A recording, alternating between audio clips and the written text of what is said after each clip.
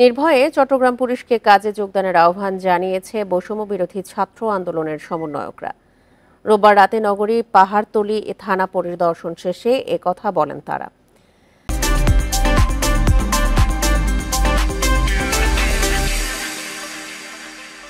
চট্টগ্রাম জেলা প্রশাসক ও metropolitan police কমিশনারকে সাথে নিয়ে পুলিশ সদস্যদের প্রতি সহমর্মিতা ও সমবেদনা জানান শিক্ষার্থীরা। এ সময় শিক্ষার্থীরা আরও জানান, প্রয়োজনে পুলিশ সদস্যদের ছাত্র জনতা সহযোগিতা করবে। শিক্ষার্থীদের সাথে নিয়ে মঙ্গলবার সকাল থেকেই নগরীর ট্রাফিক ব্যবস্থাপনায় কাজ শুরু করা হবে বলে জানায় পুলিশ কমিশনার সাইফুল ইসলাম। এর আগে ছাত্র আন্দোলনের নিহত ফয়সাল আহমদ শান্তের বাসায় যান সমন্বয়করা।